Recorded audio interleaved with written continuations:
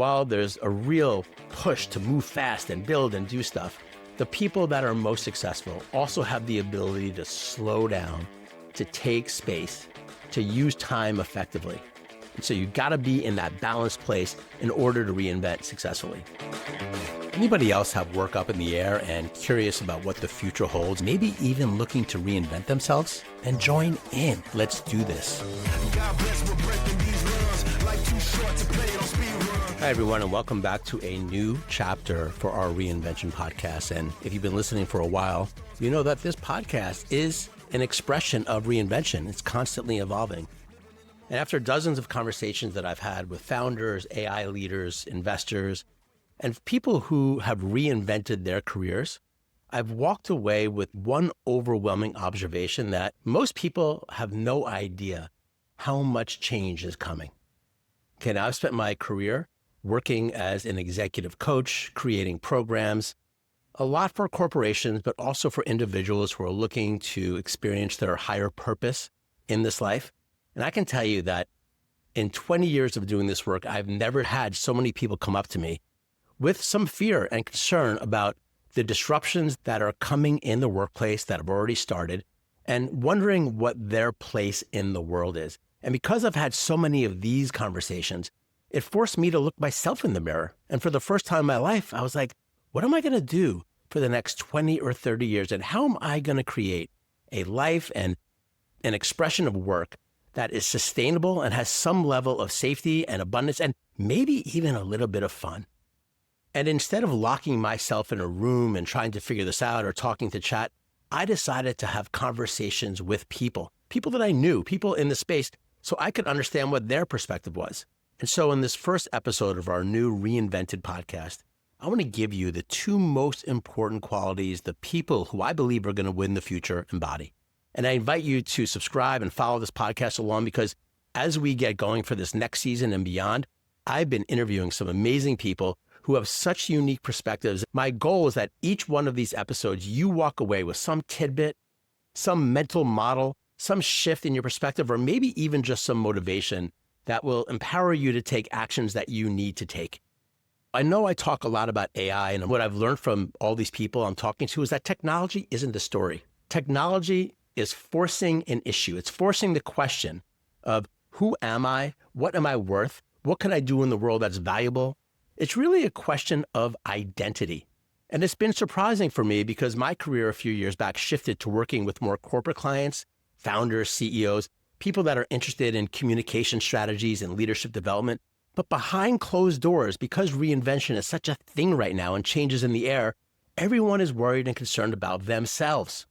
So the real work here isn't about learning how to use chat and Claude. It's about learning how to reinvent yourself and learning the tactics, the skills, the mindset shifts that will enable you to change fast, roll with what is emerging, and create a future that you could be so very proud of. Now, I want to talk about something that I've noticed from interviewing all of these incredible people. I've noticed that there are two groups of people right now. The first group has some fear, has some hesitation, is worried about things are going to break down and all fall apart. And the second group is mostly focused on what's possible. Very optimistic, very curious. Good example. I had Bill Gurley on the show. Now, Bill, if you don't know him, is a legendary investor, Benchmark Capital, early investor in Uber, wrote a book that is basically about reinvention, which is how I got him on the show. And you could just feel his energy about AIs. Man, anything is possible now. He's like, I don't even sleep at night. It was like talking to a 5-year-old kid that was so excited about what was possible. And I asked him, I said, aren't you worried that this can destroy culture, destroy work, and destroy this? And he goes, look, that's absolutely a possibility. But my only focus is on making a positive contribution using the tools and emergence of what's happening now instead of resisting it.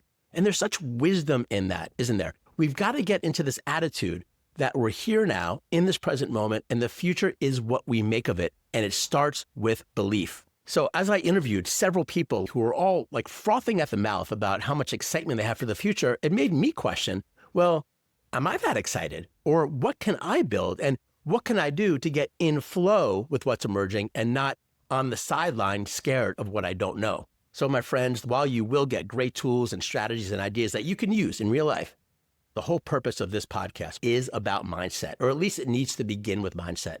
And so the invitation for you is shifting your mindset and joining me in doing this, because I'm still in process of moving over to a purely optimistic, excited standpoint about the future with the question that, what can I do?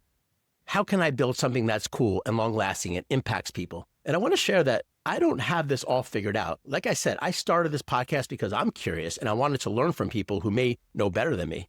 But I do not have this figured out. In fact, to be really vulnerable, I've had a bunch of failures over the last few years. I've started businesses or projects, brought in business partners, and things didn't work out the way that I thought. And every failure or disappointment has been such a learning experience for me where I have to reflect after and sit down and think, wow, like what did I do wrong? What did I miss here? And so the process of reinvention isn't one by which you turn into a 5-year-old like Bill Gurley and all of a sudden everything is roses and you're just building stuff and making lots of money. This isn't the way for everybody. Okay, there's going to be some disappointment. There's going to be some hiccups. When we're talking about the notion of changing identity and changing belief, like, let's be honest, you know how hard that is? This is a really trying time. Even for me, that's been in this world of changing myself from the inside out, it's really hard to look at these shortcomings and change them because a lot of these patterns are unconscious. They're habituated ways of thinking and working.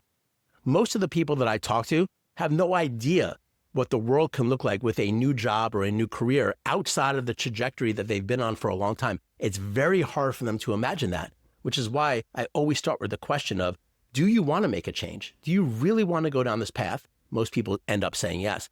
And then the question of, well, what is it that you would like to create? So even with all this, I failed several times with doing all this work. And so the power to be resilient, right? To be able to pick yourself back up. And here's what I've learned from talking with all these people that have been fantastically successful is that they're never successful the first time. It takes so many times. And the more times you do it, the less perceived time in between disappointments, meaning you get back up faster than ever before. So just to recap these two very important qualities that all people need to be embodying right now. The first of which is that Bill Gurley 5-year-old child, like experimentation, fun, lightness, getting rid of the fear. And the second is a little bit of allow and reflect, a little bit of spaciousness, allowing yourself to go through the process of change. Okay, you can't change yourself overnight. You just can't. It takes time to break patterns, and you need to give yourself the space and the reflection to be able to move through the process of transformation. Changing a career path or dealing with the end of a certain trajectory or life is a big deal. Here's the good news. You can move through the process really fast by being in conversations like this, by getting some accountability, by talking to friends, by opening up. This is what's happening in the world. People are coming together and forming new relationships and having these type of open, vulnerable conversations because of the changes. This is good. Get involved in that. Like I've been on calls with people who you would consider to be the most successful, happy, abundant people on the planet. Behind closed doors, they struggle too. It's always surprising to me when I hear it, but people struggle. It's our nature. So let's get out of the idea that it's all going to be perfect in utopia or it's all going to end. Let's just get into the process. Let's get into the flow and see what we can make together. The goal is not to avoid failure. The goal is becoming someone who can reinvent faster. Life is like a blip in the matrix. We're going to flip our finger and we're going to be like 100 years old, hopefully, if we make it. I mean, just think about that. Whatever age you are right now, in 40, 50, 60 years, can you imagine if you were able to go into that version of yourself all those decades ahead and have the vantage point of being that person who's most likely not as fluid, probably not working as much, slowing down? And what that version of you would say to your version right now, they would tell you to get up and go for it. They would tell you to not complain, don't sweat the small stuff, and do what you can to live your most extraordinary life. They just would. And I think that this AI and emerging tech is forcing the issue, and we all need to turn into the conversation. While there's a real push to move fast and build and do stuff, the people that are most successful also have the ability to slow down, to take space, to use time effectively. And so you got to be in that balanced place in order to reinvent successfully. So once again, would love you to subscribe to this podcast. Would also love you to send this to 2 or 3 friends and say, hey, look, you got to join this thing. This is a good conversation. This guy, Todd Jason, he seems like he's all right. Okay. And then third, go to my website below, toddjason.com, and subscribe to my newsletter. Every week, I'm writing a newsletter called The Future of Work. I'm getting it out, which basically streamlines all the information that I'm getting from my clients, that I'm getting here on this podcast, into practical frameworks about how to reinvent, what the future of work looks like. Go ahead and subscribe. It's free. I'm not charging for it. My friends, I'm just grateful that you're on this journey with me. It's an open conversation. Reach out to me. Tell me what you would like me to cover more on this show, and I will do it. And I look forward to getting to know you personally. Take care.